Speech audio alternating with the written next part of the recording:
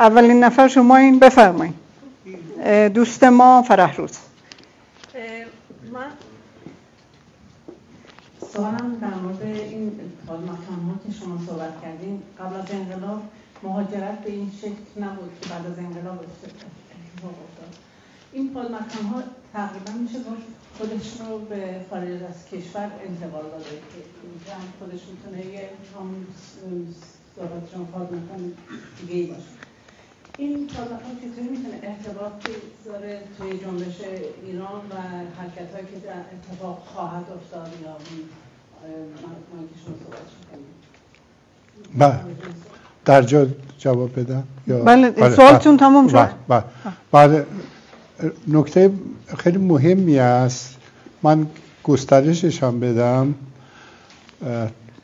دو تا تحول پیش آمده در قضیه پادمکان ها، یعنی کانتر اسپیس ها. یکی ایجاد فضای مجازی یا اینترنت که باز اون به عنوان یه مکان که تو اون مکان باز دوباره پادمکان ایجاد میشه. یکی جایگاه تبعیدیان که قبلا هم وجود داشته، از زمان انقلاب مشروطیت این پادمکان خارج از کشور مهم بوده، در زمان پهلوی مهم بوده و بعد الان اهمیت ویژه‌ای پیدا کرده، به ویژه اینکه گره خورده به پادمکان اینترنت.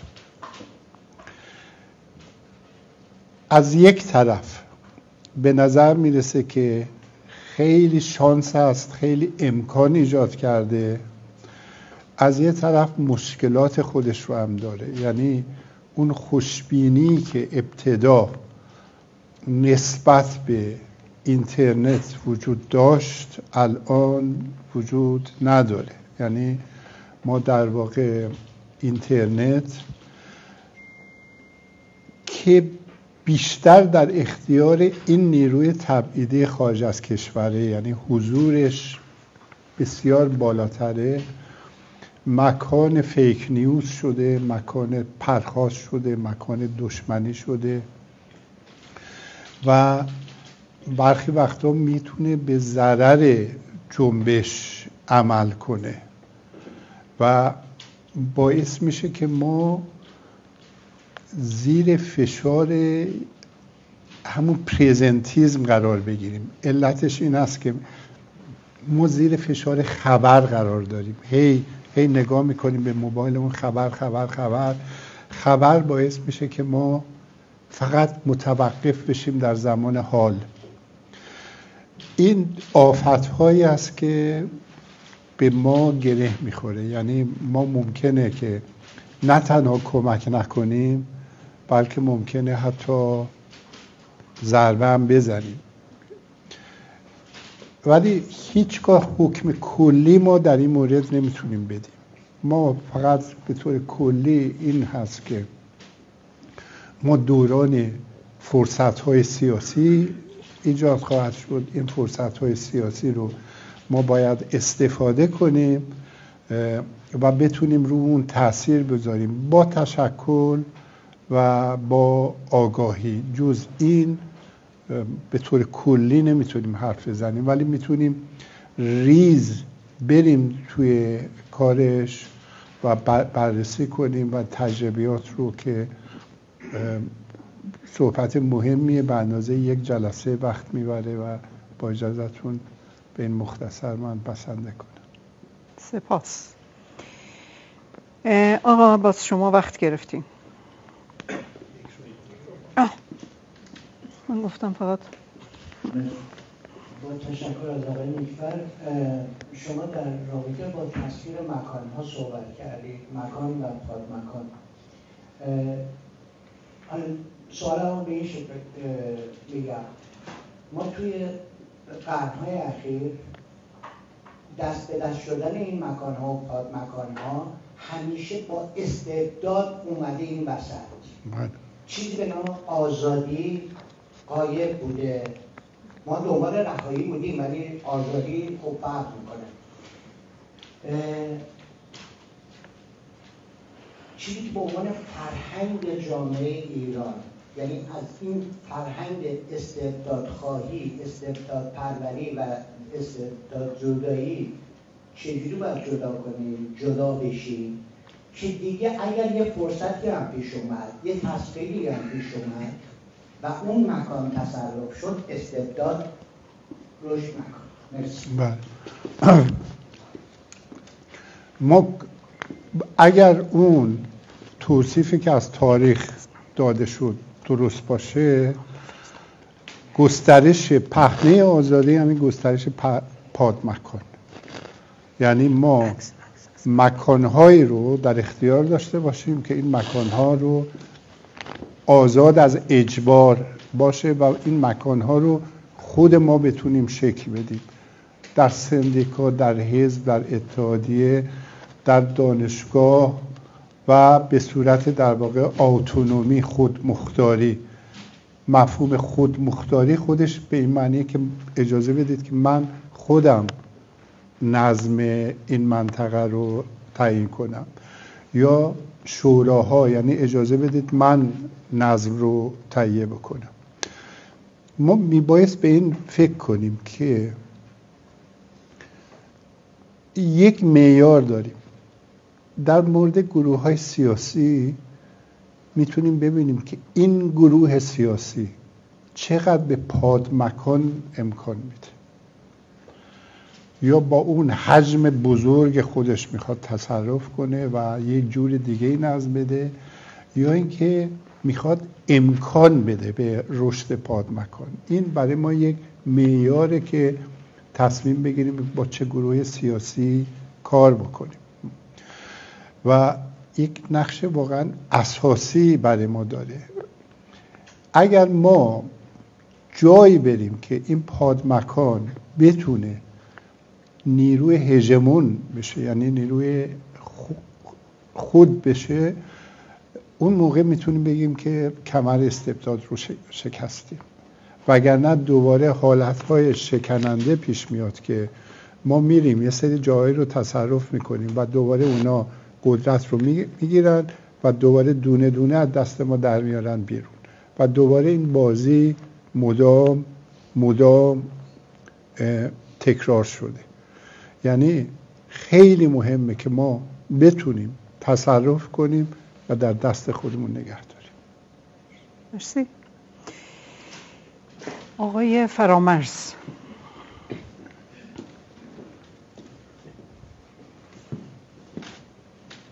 ممنون از شما آقای نیلوفر. سوال خیلی زیاده. سلامیه؟ بله. سوال خیلی زیاده.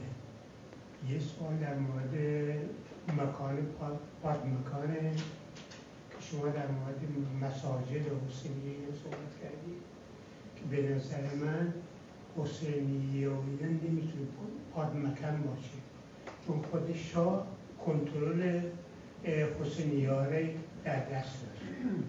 مثلا دکتر شریعتی موقع که حسینیه اتفاقی شروع صحبت کرد، یکی از دلایلی که این صحبت ها اونجا مطرح شد که بتونه صحبت ضد کمونیستی بکنیم، در اینکه این حسینیه مکان بود نه پادمکان. در مورد مساجد ممکنه با شما موافق باشم، ولی در مورد حسینیه یا مساجد دیگه خود رژیم کنترلش جز مکان بود نه پادمکان. مسئله دوم زمانه که یک و تیده شما مطرح کردید، اونجا برمیگردیم به پروژه. موقع که ما یک پروژه‌ای داریم میتونیم برنامه‌ریزی بکنیم از زمان T1 به زمان T2 برسیم، ولی موقع که حرکت‌ها، جنبش‌ها، انقلاب‌ها صورت میگیره، این انقلاب‌ها جز انقلاب و قیام و جنبش‌ها جز پروژه‌ها نمیتونه باشه، ولی حرکت‌ها میتونه جز پروژه‌ها باشه، مثل حرکت‌های سندیکایی، فرهنگی، اصناف یا هر چیزی دیگه. یه مسئله دیگه هم بود، مسئله انقلاب شما مطرح کردیم. تعریف کلاسیک انقلاب اگه نگاه بکنید میگه موقعی که بالایی ها نتونن حکومت بکنه و پایان نخواهد. اینه تو جنبش مهسا مثل ما نمی‌بینیم. تو دوران شاه نگاه کنیم در ظرف مدت کوتاهی چندین نخست وزیر و وزیر عوض شد و حتی نمایندگان مجلسشون به مخالفین پیوستن. ولی تو این جنبش چنین چیزی ما ندیدیم. در این که بعضی فکر می‌کنن که این یه انقلاب رو میتونه موفق انقلاب بشه، خیلی نظر اشتباهی می‌کنه. در مورد موضوع یک که من حسینیه، فقط حسینی ارشاد منظورم نبود، کل حسینیه ها، همونایی که جایی که مراسم عاشورا رو برگزار میکنن اینا رو اشاره کرد. یک تحقیقی وجود داره که این تحقیق رو پیر بوردیو جامعه شناس فرانسوی انجام داده در مورد حوزه مذهبی، حوزه فیلد، ریلیجیس فیلد کار کرده. میگه که مشخصه ریلیجیس فیلد اینه که در بسیاری از دورانها خودش رو با یه ایلوزیو یعنی با همین پندار یا این توهم که من سیاسی نیستم جا میزنه، در صورتی که عمیقاً سیاسی. یعنی میگه من سیاسی نیستم، من آمدم عبادت بکنم. این ولی یک جامعه پنهانه که در یک شرایطی میتونه کاملا سیاسی بشه. واقعیت اینه که جامعه ایران در دوره مدرن خودش تبدیل به دو جامعه میشه. یک جامعه رسمی که بهش میگیم جامعه یک جامعه غیر رسمی، جامعه دو. جامعه رسمی همونیه که تو خیابون‌های مرکز شهر میبینیمش، تو رادیو تلویزیون میبینیمش، توی مجلات میبینیمش، تو دانشگاه میبینیمش. این جامعه رسمیه، جامعه یکه. و یک جامعه دو پنهان وجود داره که این خودشو اصلا نشون نمیده، فقط علایمی از این دیده میشه. یه سری مردم نگاری هایی وجود داره، برخی ها رفتن در واقع گزارش نویسی ها کردن. البته بین جامعه یک و دو یه اوورلپ داریم، یعنی روشنفکرهای سکولار همه از جامعه یک در جامعه یک قرار میگیرن، مثلا دانشجوها اینا، ولی کسانی هستن که از جامعه یک دو میان به جامعه یک و این وسط قرار میگیرن، مثل شریعتی، مطهری، جلال آل احمد، اینایی که میان بین این دوتا قرار میگیرن، مهندس بازرگان میان این وسط قرار میگیرن.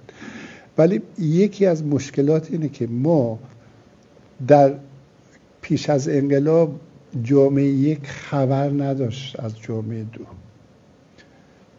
برای اینکه یک مثال دیگه بزنم، سوسن یه ذره اینو طولانیه چون مهمه میگم، وقت زیاد اومده از این ور شما. کتاب بسیار مهمی هست از خمینی به اسم کشف الاسرار. این کتاب 1323-24 نوشته شده و کتاب بسیار مهمیه. در بخشی از این کتاب خمینی میگه که خطاب به حکومت میگه چی فکر کردی؟ 2/3 جامعه در دست ماست. این جملشه، میگه 2/3 جامعه رو ما حکومت میکنیم برش. این جامعه دوه و واقعا اینطوری میمونه، یعنی بر اینا حکومت میکنن. یعنی این وجود داشت و این به صورت پادمکان آماده بود. درست در یک شرایطی همه مسجدها شد مرکز سازماندهی و حرکت. میبایست رفت و دید و از نزدیک بررسی کرد. ما در زمان دانشجویی اینا یکی از چیزایی بود که ما دم عاشورا بریم تو بازار ببینیم چه خبره و اونجا که ما میرفتیم با حیرت میامدیم میگفتیم گفت ها خیلی هن اینا، خیلی هن. یعنی چیز عجیبی بود. یعنی این خیلی مهمه. بعد ما هنوز نمیدونیم چی میگذره ها. یعنی اینطوری نیست که جامعه دو از بین رفته باشه. یعنی به هم بخوره ما تازه میفهمیم.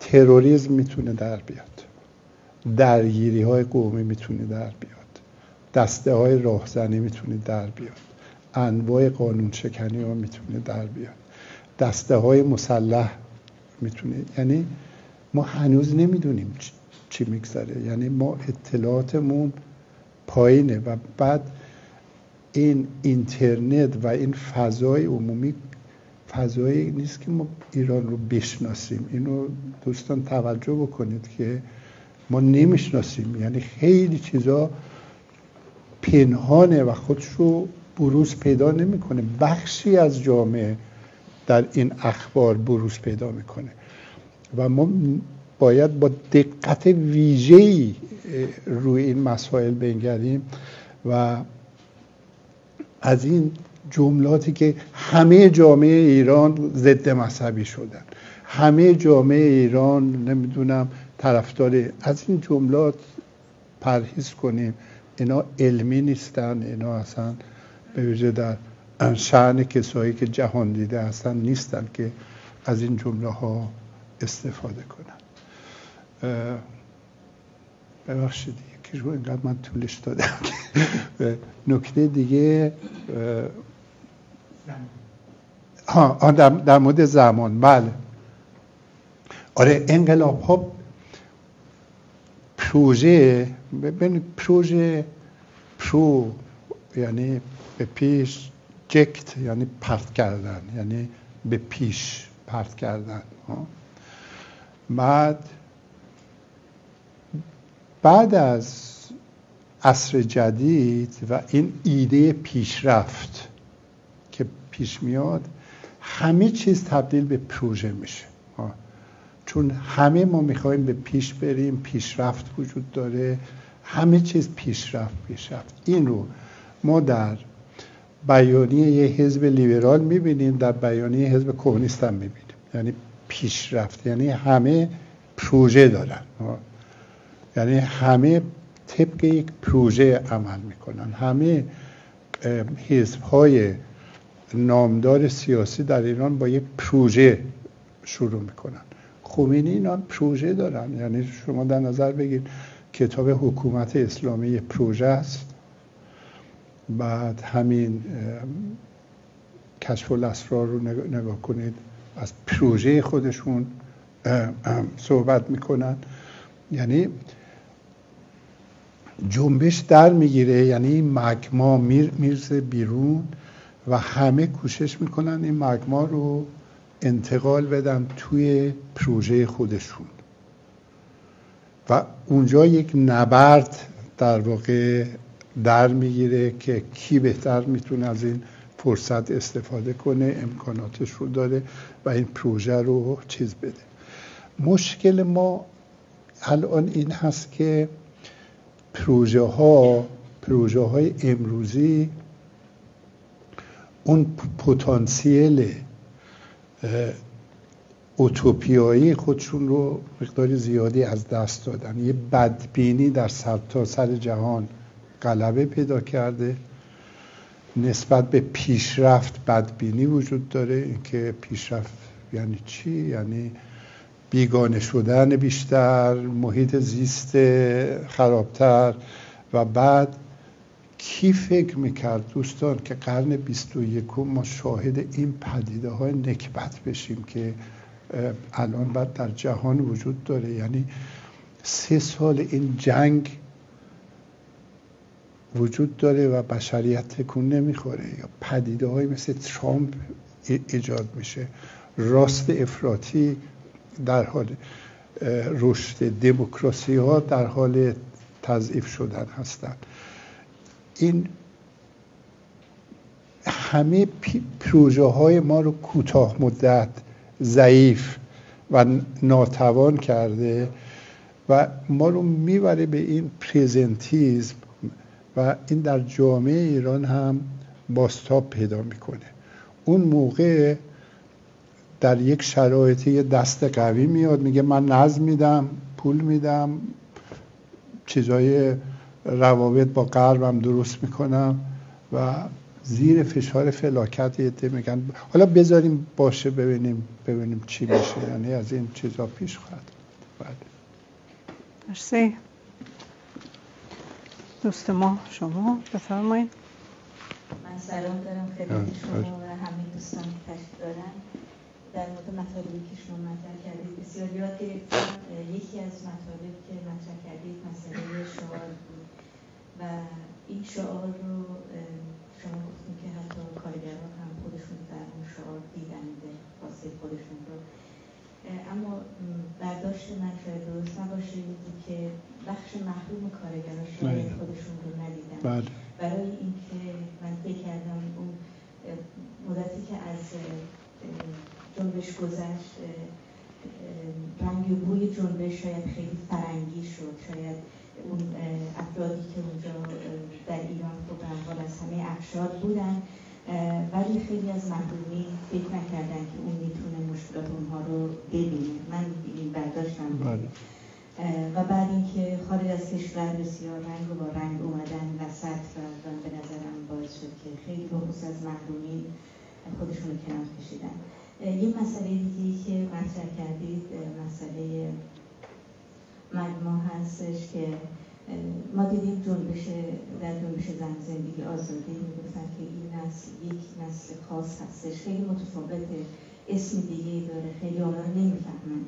در حالی که وقتی من به مفهوم مجموع نگاه میکنم و توضیح شما که گفتیم مسائل روی هم انباشته میشن، جنبش ها، اعتراض ها و مثل یک حالت مذابی هستش که از یک جا میزنه بیرون و من به این نتیجه میرسم که اون تعبیری که از زن زندگی آزادی و این جنبشی که داشتیم به کار میره که اینها جور دیگه ای بودن، اصلا خیلی متفاوتن با اون جنبش های سنتی با احزاب سیاسی گذشته و به نوعی به نظرم آگاهانه خیلی از رسانه های حتی فارسی زبان میخوان اونها رو به کنار بذارن و ارزش هایی که اونها داشتن رو، خواسته هاشون و خواسته هایی که همین آزادی، نان، کار، مسکن و ارزش انسانی اینها رو میخوان بگن که اونها این نبوده.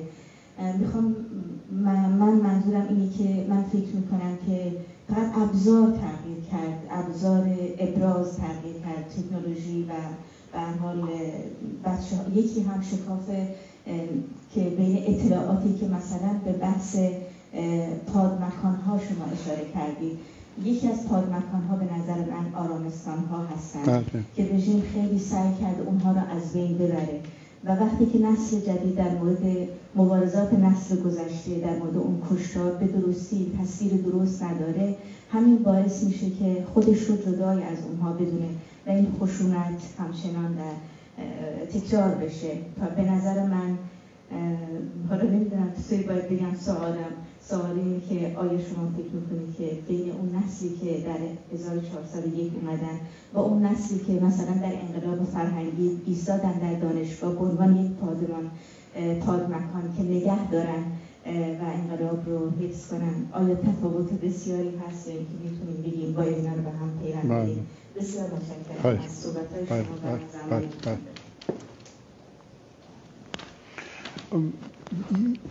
مهم هست این مسئله. از ابتدا این جنبش این کنسپت جنریشن، کنسپت نسل مطرح شد به عنوان یک کنسپت آیا میتونه تمام قضیه رو توضیح بده یا نه. کلی رو این مقاله نوشته شد این که نسل زد وجود داره و این نسل زد یک ویژگی هایی داره و ما همه چیز رو با این کنسپت توضیح بدیم. یک عنصری از حقیقت وجود داره ولی واقعیت این است که این نمیتونه تموم ابعاد این مسئله رو توضیح بده، چون پشت هر نسلی مجموعه کارها صورت گرفته. من گفتم گسترش پادمکان‌ها از وجه زنانش از همون آغاز انقلاب شروع میشه، ولی به ویژه بعد از جنگ از نوجوان‌ها شروع میشه، یعنی از نسل در واقع دهه 70 یا 80 شروع میشه و همینطوری پیش میره. یعنی ما فقط نمیتونیم به این نسل زد برگردونیم، یک کار فراوانی اونا انجام میدن و بعد اتفاق مهمی هم که در نظر بگیریم اینو ما با جامعه شناسی خرد باید توضیح بدیم، اینکه دگرگون شدن اتوریته در نهاد خانواده و در مدرسه، یعنی هم مدرسه دگرگون میشه، مدرسه نسبت به مثلا دهه 60 معلم و اون مسئول دینی و اینا دیگه اون اتوریته رو ندارن و میشکنن، اصلا عوض میشه، خانواده هم عوض میشه، یعنی و بعد اینا خیلی کمک میکنن، یعنی در واقع خود مدرسه ها و خانواده ها به صورت پشتیبان این پادمکان در میاد. در مورد این مسئله محرومان بر اینو کاملا درست میگید که ابتدا من گفتم فریمینگ قضیه چجوری باشه. بلافاصله بعد تشکل‌های کارگری پیشرو شروع کردن، کوشش کردن اینو فریمینگ کارگری بهش بدن. اگر یادتون باشه چندین بیانیه از تشکل‌های کارگری، بازنشستگان و فرق پشت سر هم در آمد بیرون که بلکه جهت داده بشه. کوشش رو توی شعارهای پرستارا نمیدونن فرهنگ اینو جهت داده بشه، ولی نمیتونست، یعنی به صورت مکانیکی. در نتیجه من خودم گفتم حالت انتقادی، اول من منتظر بودم این بشه ولی نشد. در نتیجه بعدم پیش اومد چرا نشد، چون اون جنبش های مطالعاتی یه زمان، یه تمپورالیتی دیگه داشت، این یه چیز دیگه میخواست، این یک خواستی رو میخواست در جا متحقق کنه و به فکر پروژه بزرگتری نبود. خب این از یه طرف مهمه که به ما چی نشون میده؟ مسئله زندگی رو، یعنی این زن زندگی آزادی کانون قضیه این مسئله زندگیه و ما در سرتاسر جهان هست که موضوع فرم زندگی اهمیت پیدا کرده. فرم زندگی همون سبک زندگی نیست، یعنی در جامعه شناسی بین فرم زندگی و سبک زندگی تفاوت قائل میدن. فرم زندگی بسیار ریشه دارتره، سبک بیشتر یک حالت ظاهری قضایا داره. ما الان زندگی، زنده بودن و فرم زندگی، نگاه بهش، فلسفه اون، این در ایران خوشبختانه خیلی دگرگون شده، چون در رابطه با اینه که مسئله محیط زیست هم میتونه مطرح بشه، مسئله جنبش صلح میتونه مطرح بشه، حفظ زندگی مطرح بشه، ضد جنگ، ضد هسته‌ای، اینا همه میاد توی این قضیه. اینو ما باید بتونیم در واقع بهش توجه بکنیم.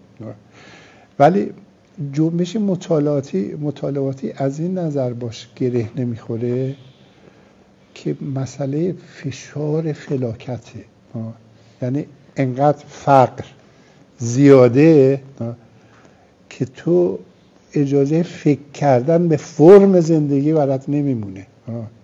یعنی اگر تصور میشه که این پنداشت ابلهانه‌ای که وجود داره در خارج از کشور به ویژه که ما این تحریم ها رو فشار کنیم تا اونجا به فقر بکشن و از شدت فقر قیام کنن، از فقر آزادی بر نمیخیزه، از فقر فلاکت برمیخیزه و فلاکت میل ترکیبیش با دیکتاتوری خیلی بیشتره.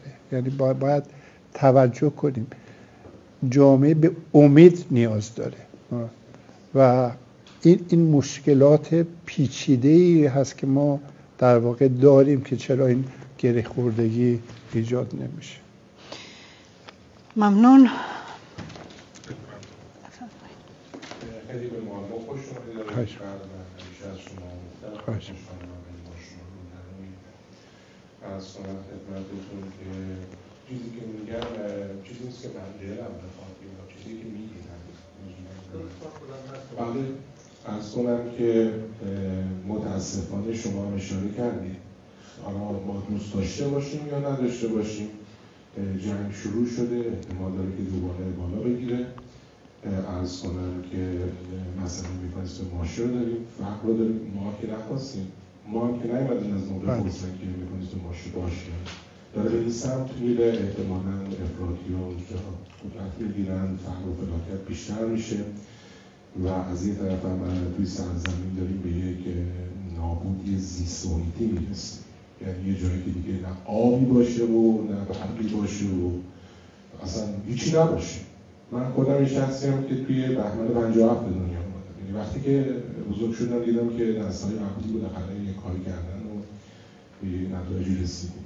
الان بازم میگم این ایده من نیست، ولی صحبت‌هایی که الان میشه با خودم فکر میکنم اگر که یک شرایط ایجاد بشه، یه ماهی به قول شما انفجار حاصل میکنه و این هم از سر شاید رویا فروشی باشه و این هم راستا بشه با حتی اسرائیل، حتی آمریکا، حتی مثل وقتی که خمینی رفت اونجا تو فرانسه برای امکاناتی گرفت، مثل کسایی که رفتن همه خیلی از انقلابات جهان، حالا از انقلابیون که رفتن از قذافی گرفتن تا انقلابات کمونیستی که رفتن از آلمان‌ها گرفتن، این کسای دیگه خیلی شده اینا هم راستا شد، اما یه شانسی پیدا کردیم. حالا من باید به خودم فکر کنم که خب این که استقلال همکاسگی مشخصا دارم صحبت میکنم راجع به اینکه اگر که آقای پهلوی شانسی پیدا کنه و این همراستایی ها موجب بشه اتفاق بیفته و حالا با خوشبینی یا بدبینی بگیم ما میخوایم بریم تا رفراندوم، حالا کسی هم که بازی رو میگیره تو دست 3 قدم از بقیه جلوه، همه اینا رو میدونن. آیا من باید بشینم منتظر اتفاق بهتری باشم؟ همیشه ایده شما برای من مهم بوده، چون سوال من اصلا صحبت این رو نمی کنم، مثلا به قول شما ما خواهد رفت، ما هم نمیشکنیم، ما نمیتونیم، یعنی به نظرم خیلی کنترلی نداره، اونم که شرایطی که جهانی داره به سمت این میره. اگر یه مقداری اگه تونستم منظورم رو خوب بگم ممنونش. آره این میره توی بحثی که شد سر فرصت سیاسی. یعنی ما یه طرف این هست که ما چی میخوایم، یه طرف فرصت سیاسی، بعد ببینیم چگونه است. فرصت سیاسی را منطقش رو باید در آورد بیرون. اگر تجربه های جهانی رو در نظر بگیریم که میشه در واقع تجربه های موج 3 دموکراسی و برخی هم از موج 4 صحبت میکنن یا برخی هم از انقلاب های نسل 4 صحبت میکنن. این تجربه ها یه چیز دیگه میگن. یعنی موج 3 دموکراسی شروع میشه از جنوب اروپا، یعنی از پرتغال، اسپانیا، یونان، بعد گسترش پیدا میکنه به آمریکای لاتین، بعد میایم تا بهار عربی و جنبش سبز رو اینا همه رو در بر میگیریم. انقلاب ایران میره جز انقلاب‌های کلاسیک را چیز میشه. مشخصه های این موج چهارم این هست که قدرت دست به دست شده. یعنی شما در نظر بگیرید مثلا ایرانی‌ها خیلی علاقه داشتن از قبل به سرنوشت آرژانتین، شیلی، مثلا پینوشه برکنار شد ولی نه با یک انقلاب، و پینوشه هنوزم برکنار نشده، چون هنوز اون قانون اساسی که آلترناتیو مال دوران اون هنوز رأی نیاورد در آخرین در واقع نظرپرسی. یعنی گام به گام قدرت جابجا شد تا به جایی رسیده که میگیم یک بقایایی از پینوشه‌ایسم هنوز مونده در شیلی. در اسپانیا به همین ترتیب، یعنی فرانکو تا برسیم به این اسپانیا کل قدرت جابجا شد، در یونان جابجا شد. به نظر میرسه که در ایران ما با پدیده جابجایی قدرت مواجه خواهیم شد. یعنی فرصت سیاسی دگرگون کننده، یعنی از امروز به فردا چنین چیزی پیش نخواهد آمد. به نظر من پیش نخواهد آمد. چرا؟ به خاطر منطق پادمکان ها. یعنی در مورد انقلاب که با اون عظمت و شکوه، ولی وقتی ریز که نگاه کردیم دیدیم این از تصرف های کوچولو شروع شد تا به تصرف پادگان رسید. یعنی تصرف پادگان آخر بود، قبلش ادارات تصرف شده بود. یعنی قدرت دوگانه ایجاد شده بود. ما در ایران علائم قدرت دوگانه نمیبینیم هنوز. الان اگر فرصت سیاسی به این صورت پیش بیاد که یک بمباران شدید یا حمله شدید، چون قدرت دوگانه وجود نداره و اون QR کد پهلوی شوخیه که خیال کرده که مثلا اونجا میتونه یک قدرت دوگانه رو ایجاد کنه، کی چیز رو اونه که مکان در دستشه.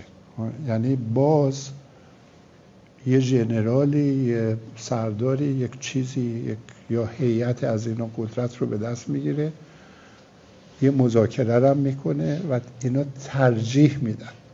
شما این رو هم در نظر بگیرید که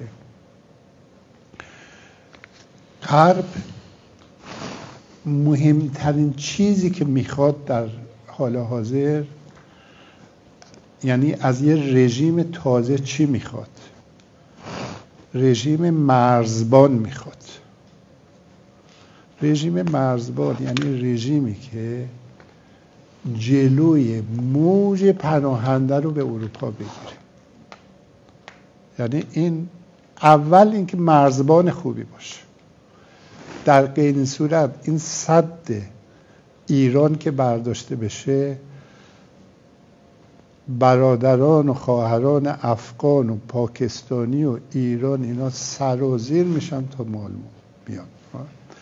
و غرب مهمترین مسئله اینه که ما رژیم مرزبان میخوایم و اونا ترجیح میشه که یه ژنرال، یه دست قوی که بیاد با اینا مذاکره کنه و بعد این با این دست به دست شدن قدرت اینا صورت نمیگیره. یعنی ما میبایست دقیق نگاه کنیم. طبعا ما آرزومون بود اگر طبق این سناریو پیش میرفت که یه قدرتی میآمد فوراً آرامش برقرار میکرد، بعد میگفت روز فلان بیایید صندوق رأی و ما رأی میدادیم. ولی در رویا در کل تاریخ چنین پروژه‌ای هیچ جا تحقق پیدا نکرده، هیچ جا تحقق پیدا نکرده. ما آنچه که بیشتر میتونیم ببینیم این هست که دست به دست میکرده. دست به دست گشتن وقتی شما میتونید روی دست به دست گشتن یه منطق داره. این منطق عبارت هست از یک نیروی قوی باید داشته باشیم در جامعه که این آماده باشه پادمکان ایجاد بکنه، با احتیاج داره به یه نیروی واسط با درون قدرت که به هم در واقع گره بخورن و این انتقال رو انجام بدن. مثلا فرض کنید که من دیگه معتقد به وجود اصلاح طلب و اینا نیستم، یعنی فکر میکنم قدیمی شده باشه، ولی زمانی ممکنه یه نیروی واسط شما پیدا کنید که با کمک اون نیروی واسط بخشی از نیروی سرکوب و خنثی کنید و وارد یک دوره بعدی بشید، یک دوره انتقال بعدی بشید، بعد وارد دوره انتقال بعدی بشید، به همین ترتیب انجام بشه. چی میتونه تأثیر بگذاره؟ این که شما یک نیروی متکی بر جامعه داشته باشید که این بتونه پادمکان ایجاد کنه. دوستان عزیز 10 دقیقه بیشتر نمونده، شاید هم کمتر. 4 نفرم تو صف هستن. آقای نیکفر توضیحاتتون خیلی طولانیه. شما اوکی، مرسی. پس میریم سراغ آقا حسن، میخواد سوالش رو بعداً بپرسه. میریم سراغ آقا حبیب. بفرمایید. شما لطف کنین کوتاه‌تر جواب بدید. خیلی ممنون از حرفاتون. شما از مردم صحبت کردید، یه نیرویی که دلش میخواد منفجر بشه، نیرویی که میخواد نگه کنه. این در آخر به خشونت خواهد شد، منجر خواهد شد.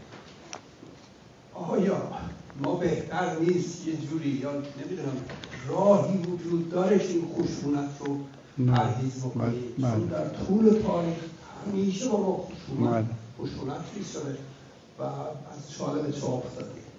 این دفعه وجود خواهد شد.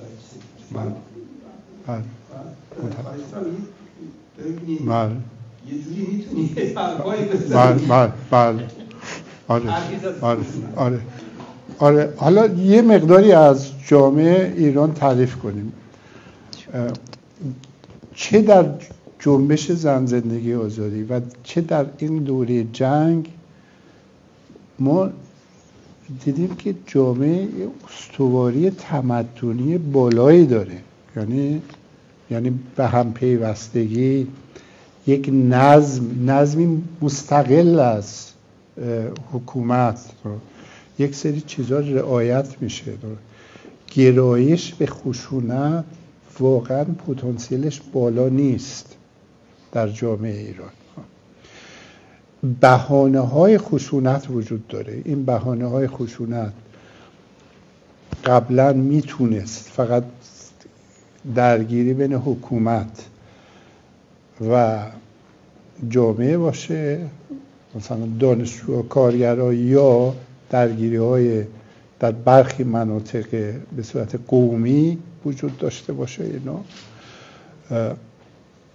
هرچه ما بیشتر مذاکره کنیم، گفتگو کنیم و راه حل داشته باشیم، این پتانسیل برای بالا میاد. یعنی مثلا من پارسال در یه جلسه از دوستان آذربایجانی بودم ما مهمترین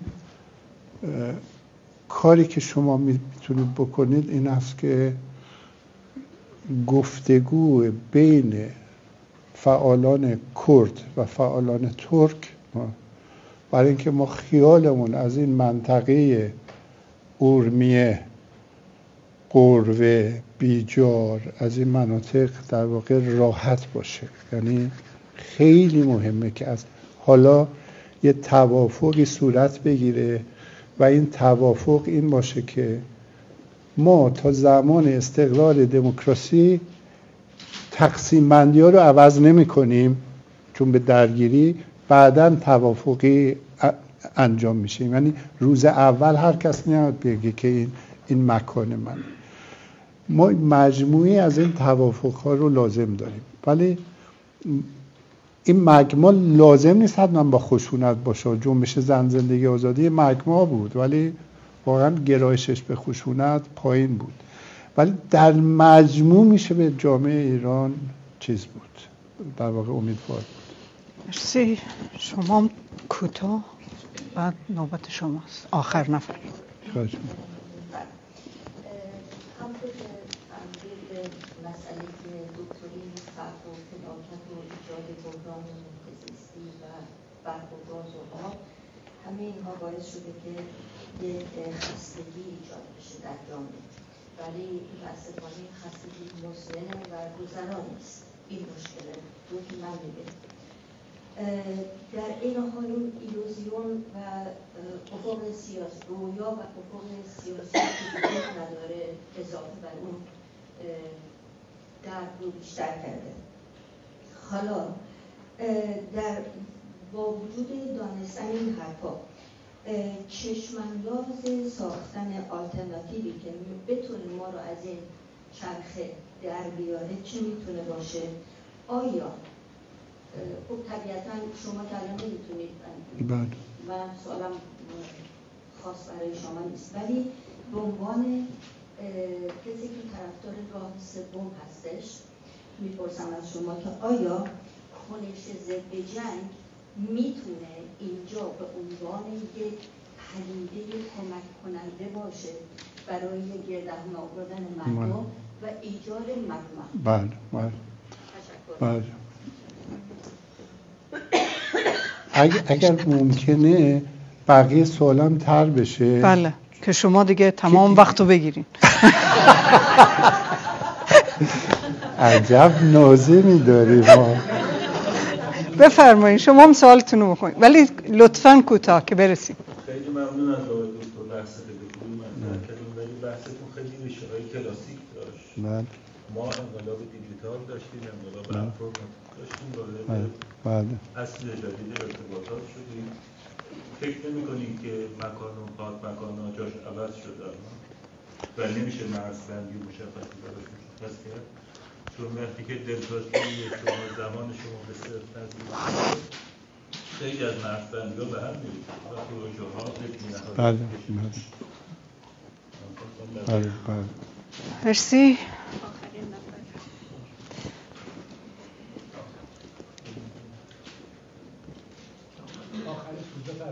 بفرمایید. تموم شد. بله.